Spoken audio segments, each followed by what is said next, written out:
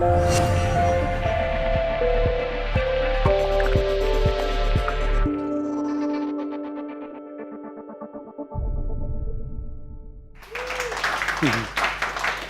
you very much.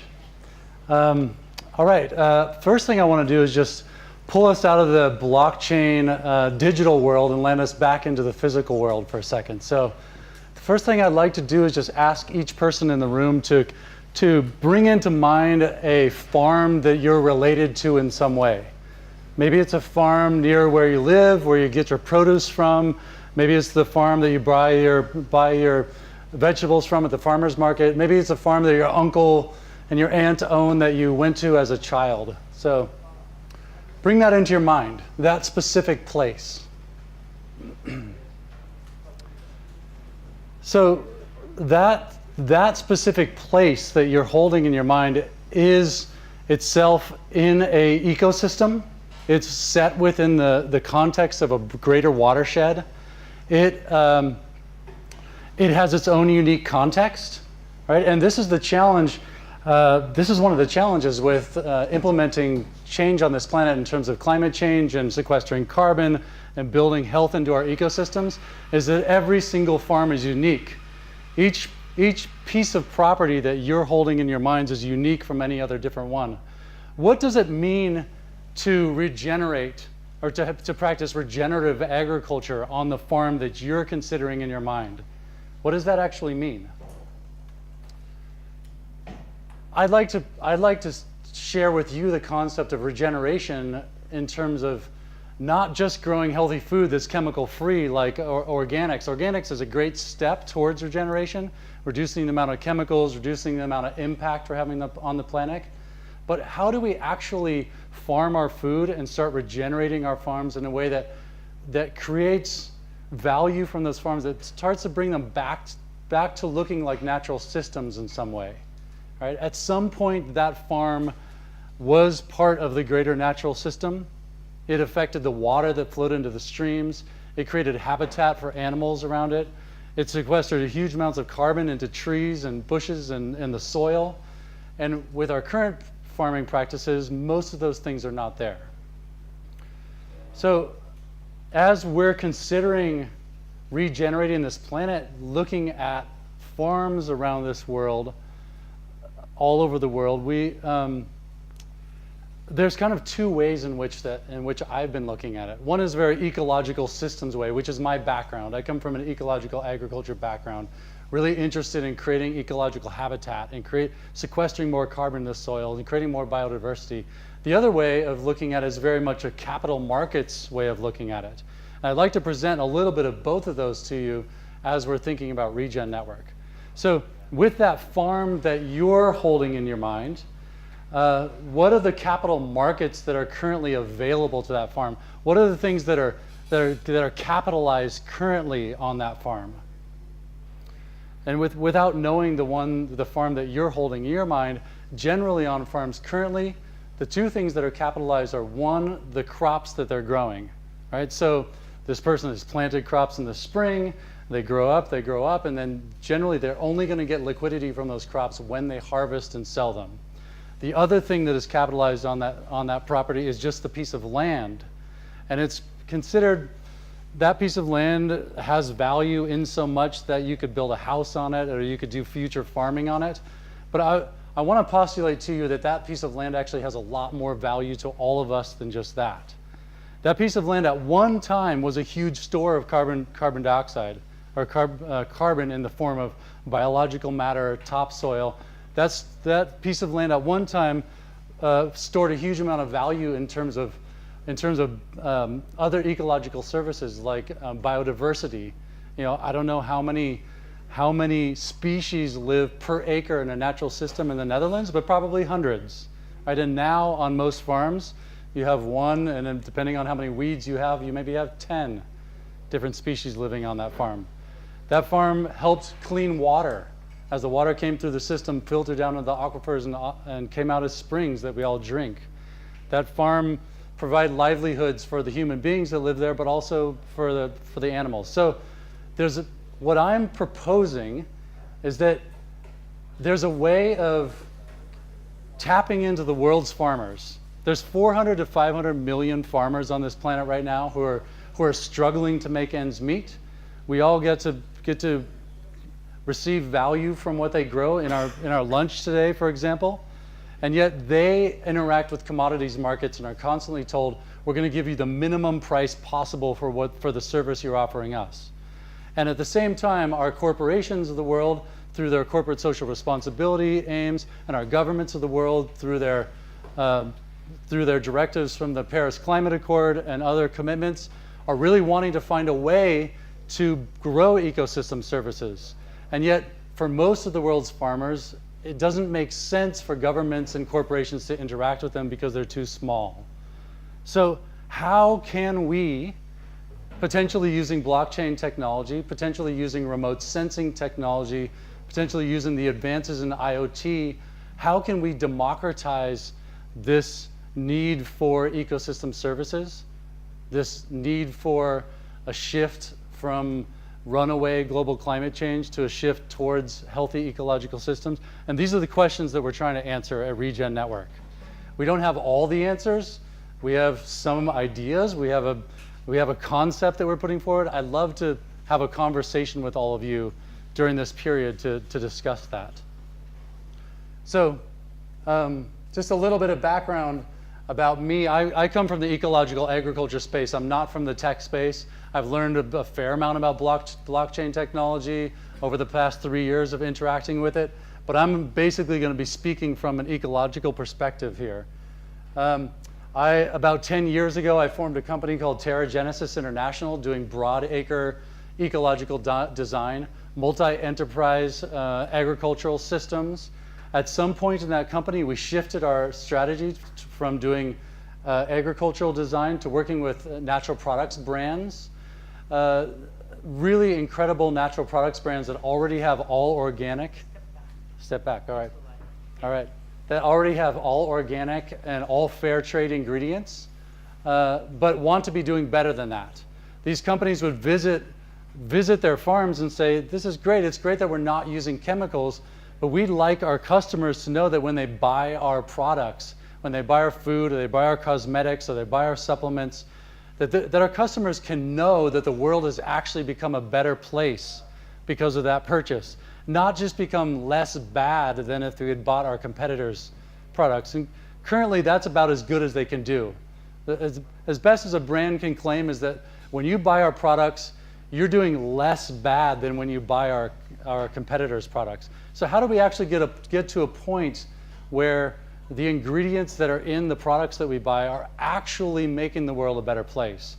And with each purchase, we're building a better world for our children and grandchildren. So it was out of work with Regeneration International that the need for something like Regen Network became clear.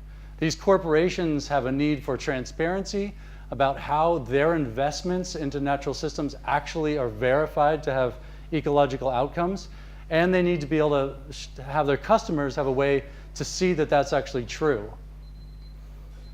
So really quickly, I don't want to spend too much time. I could talk on this all day long, but regenerative agriculture, the reason I'm super excited about this and want the opportunity to talk to you about this, but we'll try to keep it short, is that regenerative agriculture is actually the best opportunity for us to sequester the world's carbon and bring these ecosystem services to the world. There's an author named Eric Toensmeier who wrote a book called The Carbon Farming Solution that said if we just shifted the world's agricultural soils by 1% carbon organic matter, grew it up by 1% in the world's soils, we could shift our carbon dioxide concentrations of the atmosphere to pre-industrial levels. So let alone all the other efforts we're doing to reduce the impact of our factories and our light bulbs and our cars, agriculture holds at least a huge part of the solution to global ecosystem challenges. Usually the conversation around climate change is framed in a sense of efficiency. We need to make our factories more efficient. We need to make our light bulbs more efficient. We need to make our cars more efficient. All that's doing is basically saying we're reducing the amount of greenhouse gases that we're continuing to put into the atmosphere. But the problem is we're already above the threshold that the United Nations claimed that we need to be at. So we actually need to be actively pulling carbon dioxide out of the atmosphere, not reducing the amount that we're putting in, right? The way to do that is through biological systems. The way to do that is through growing trees and growing topsoil, and that's what we're focused on here. And the way, who needs to do that? It's not the governments of the world that needs to do that. It's that 400 to 500 million farmers in the world that need to do that. And they don't like to be told what to do by governments. They don't like to be given laws and a top-down approach to saying, okay, all farmers now have to follow this legislation. They like to be invited into the conversation. So the assumption that we're making at Regen Network is if we invite farmers with the right incentives, that they will participate. If we can match the incentives that governments have towards meeting their Paris Climate Accord commitments, and we can match the incentives that corporations have for meeting their corporate social responsibility commitments, then the incentives are already there to shift farming operations towards more regenerative practices. So generally we're using plow, current conventional agriculture, plow. We lose topsoil to the air, we lose topsoil to the water. Even the organics are very monocrop. A lot of the soil is exposed to the sun. We want to shift away from this. One of the first things we can do is move away from till agriculture, move to no-till agriculture. I could talk for 20 minutes about the benefits of no-till agriculture, but this is the first step towards regenerative agriculture. Agroforestry would be the other end of the spectrum. Like one time I was down in Ecuador with a project that we're currently working on. I walked into the farm and I didn't even know I was on the farm. I thought we were just taking a break on the way to the farm. It was just a forest. There was cardamom, there was cacao, there was coffee, there was coconuts, there was avocados, there was grapefruits, there was toucans flying through, a sweet smell of soil, just a completely alive ecosystem. This is an agroforestry approach to growing our world's food. So I'm not saying that all of our food needs to be grown in an agroforestry way, but some portion of it can be shifted that way, and that provides so many more services than just putting food on our plate. These farmers should be rewarded for that. And there's actually already plenty of money out there right now wanting to reward, but it's just a very difficult process. So how can we create an infrastructure through which that becomes very easy and scalable to the world's farmers? This is what Regen Network is working on. So let's get beyond just rewarding farmers for just their food, but let's also reward them for producing clean water.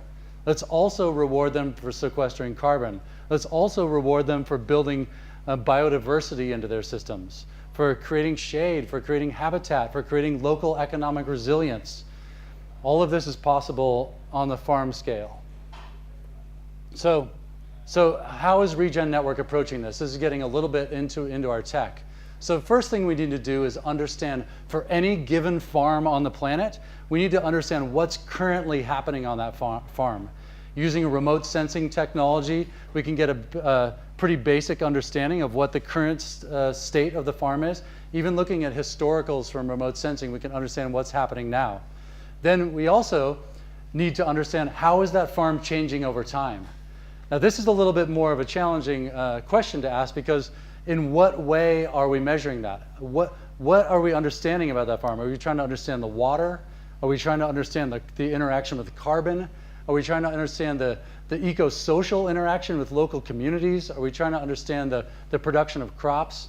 And so the second piece here, understanding a verified change of state, starts with an open and collaborative effort of creating ecological state protocols.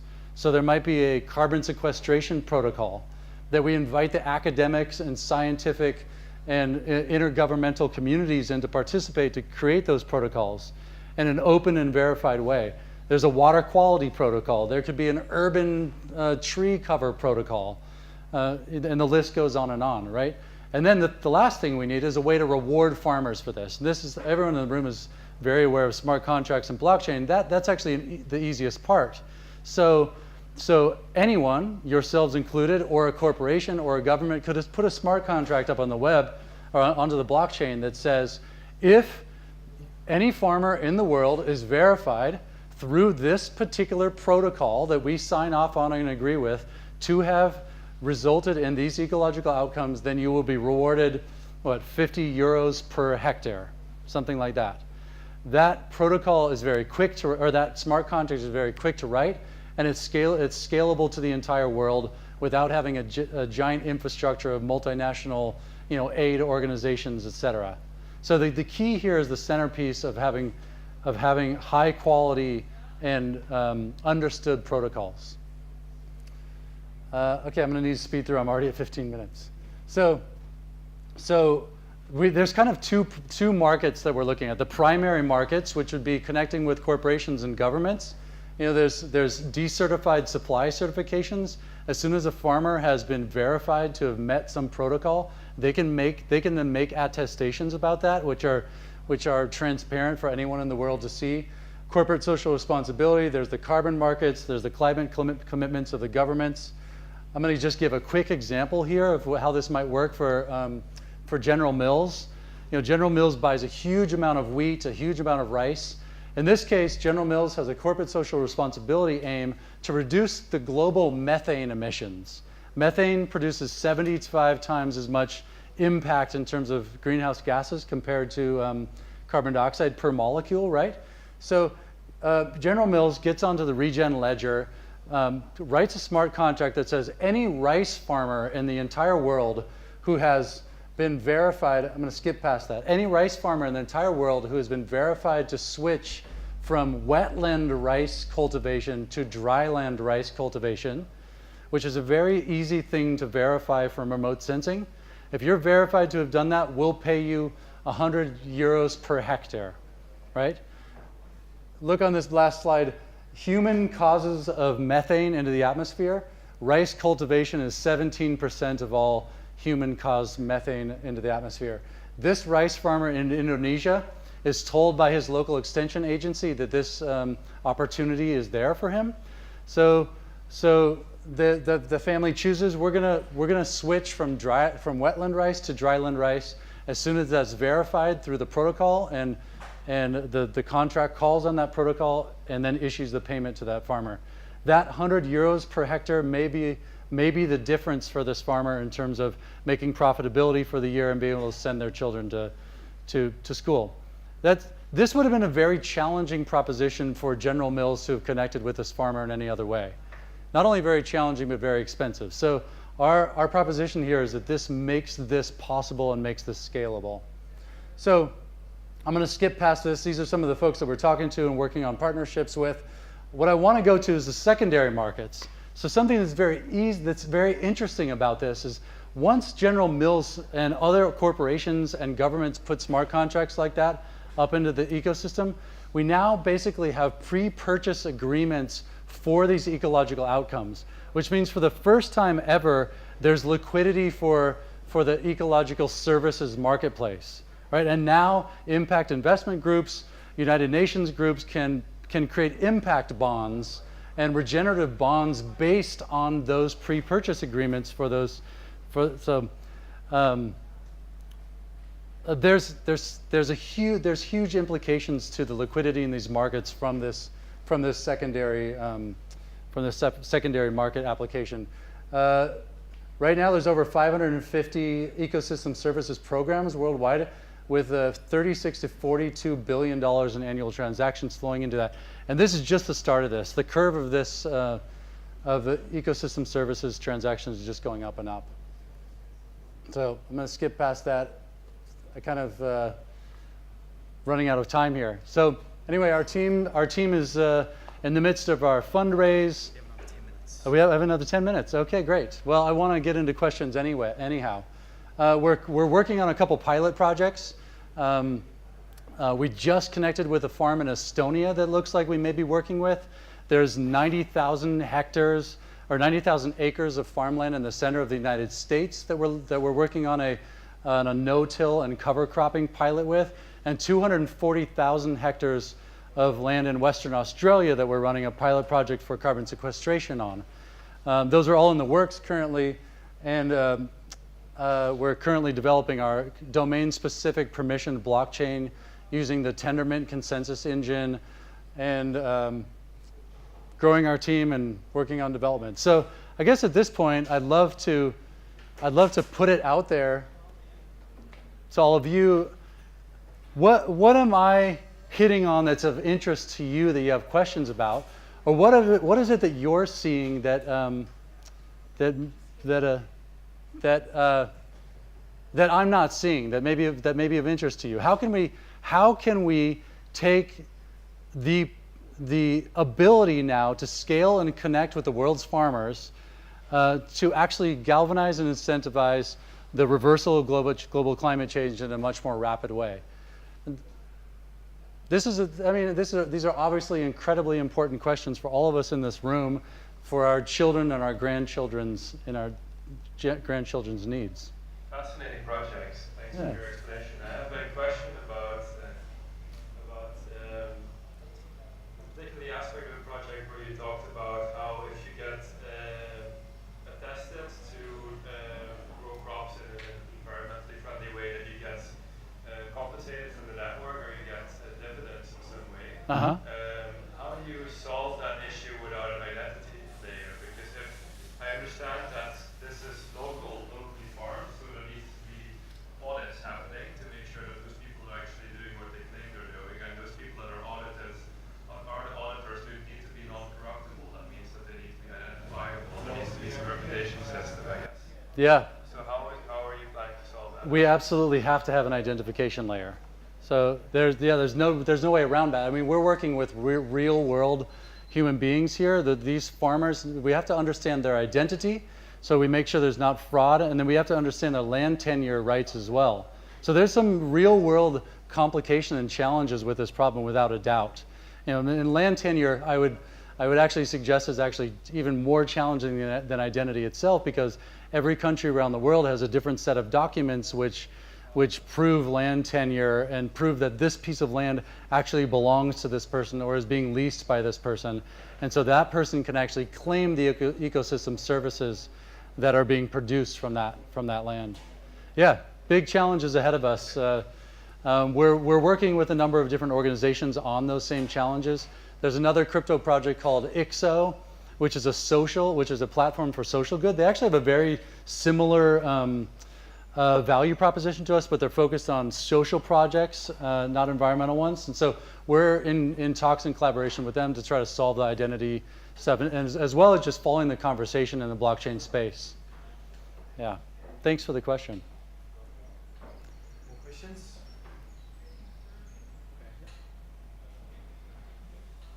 I believe you tackled somehow what you measure is what you know, right?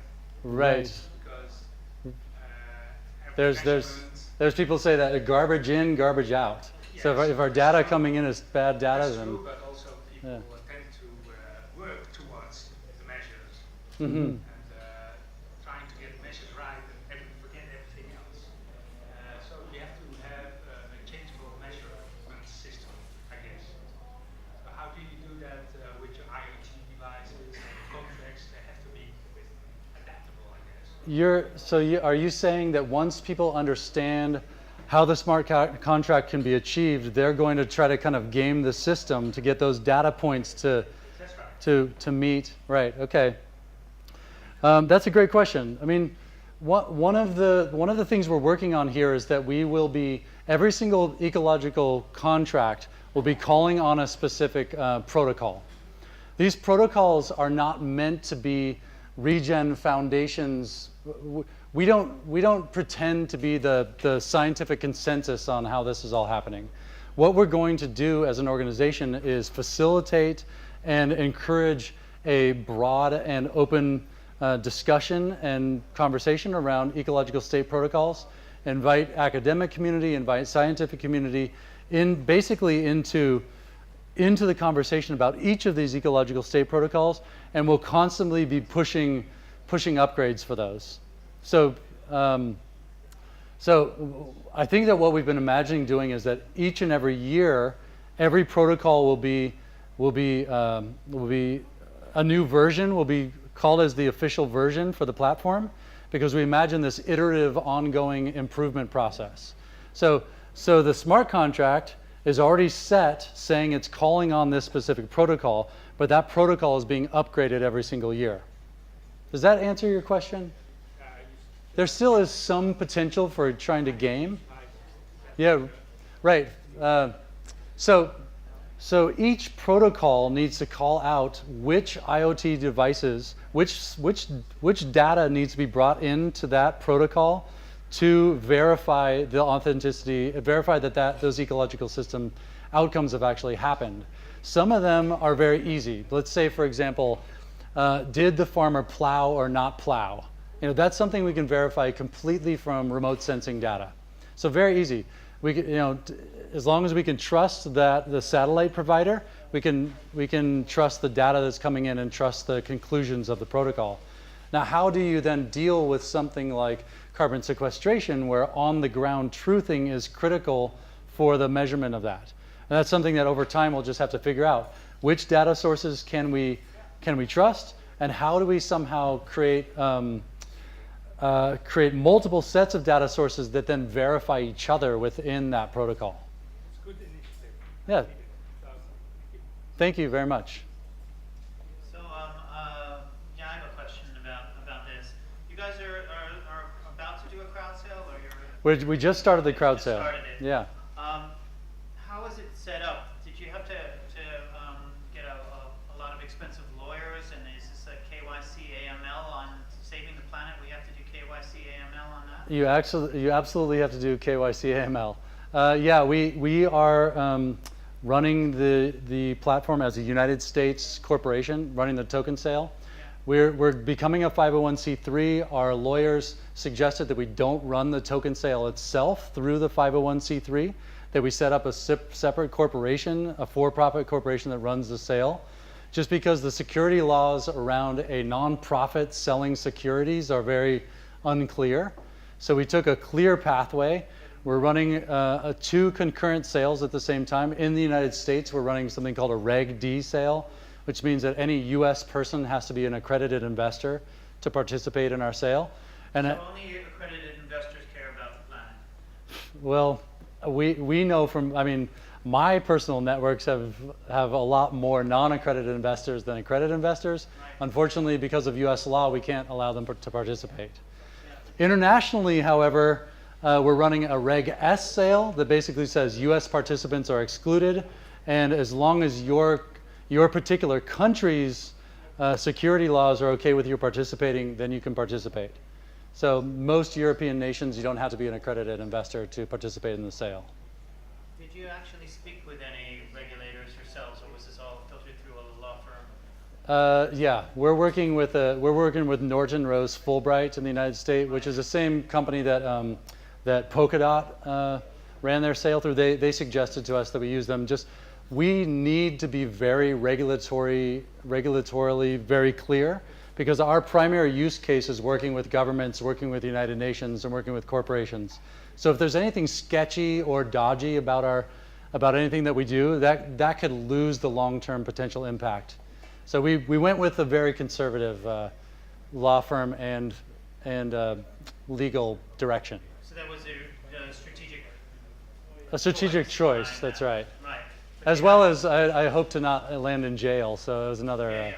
But did your counsel, your legal representatives, did they bring you in for conversations with their counterparts in the government by the regulators? Have you spoken with them directly? We have not. No. So I'll just make a small comment. What you are doing is of such, say, global humanitarian importance, Right. that it completely overrides anything that a law firm would tell you. And if you are going to, just to play devil's advocate for a moment, Sure. you were saying that you want to take the safest, most conservative route. It is would seem to me to be a contradiction that you haven't gone directly to them to say we want to save the planet, and we're now going through kind of regulatory SEC requirements as if we are selling securities when actually we just want to save the planet. Right. We actually there was a point at which we actually considered claiming that this is a utility token completely. Right now we're selling SAFT agreements, And under US law, SAFT is definitely a security. But at one point we considered going with the 501c3 and saying it's a utility token, just assuming that we were going to take a court around it. And then we were considering a whole approach of galvanizing the movement of the entire blockchain space and say, look, blockchain world, this is an opportunity for us to show the world that there's real valuable use cases. And in this case, we have the opportunity to reverse global climate change and get our ecosystems back on track. I believe that the blockchain space would be interested in contributing towards a legal effort against the United States Regulatory Commission to overturn that and show that there's real utility behind this. That's but a different strategy, though. Right, that would throw us off our entire developmental So pathway. I understand the strategy, so I'm going to just buy that. I would have taken this other strategy myself. You can hear that. I totally respect that. But your strategy is to be very conservative, and I think you're not. I think you're putting yourself in the hands of, say, the system of machinery into the hands of like the legal industry, Right. and into the hands of, rather than going direct, because you need to, what you said, your business model, you need to speak with the government, with the leaders of government directly. Right. And you haven't done that yet. So you're not following your own strategy. It sounds to me. Right. So I'm wondering what you think about that. Yeah, I mean, I guess there's two senses. In the very legal way, our NRF, Norton Rose Fulbright, is on a council that meets with the SEC very regularly and talks with them about what it is that they're doing and tries to help push the legislation forward. They are very selective about which companies they work with in the blockchain space. If they didn't introduce you and bring you even in there to talk to them, you haven't even spoken to them yourself. Yeah. There's some disconnect there. Right. I mean, and you need to do your own due diligence anyway. I mean, with all respect for them, I think Yeah. that they would be just about one of the best firms you can imagine to work with, especially when you're doing fintech. Right. When you're talking about financial instruments really clearly for the financial industry, maybe you couldn't do better than to take one of these top tier law firms. But, Yeah. by your own strategy, you Yeah. would be speaking to the government, right? Well, they are our legal representatives, and so we're sending them into those meetings as our representatives. So the particular people that we're working with, they really understand our value proposition and really appreciate it and get it. I believe that particular person, when he's in those meetings, is actually representing us quite accurately. So, if we didn't have all this other dev work to do to make this thing happen, we'd probably be in those meetings. Now, on the other hand, we are meeting with government agencies to try to move pilot projects forward and try to make this happen on a intergovernmental and governmental level. So, not necessarily attacking the legal side of it, but making the functional side of it move forward. Thanks a lot for your questions. I really appreciate it. Yeah. Thanks, everybody. So you want to give Chris applause here? Improving the world ecosystem.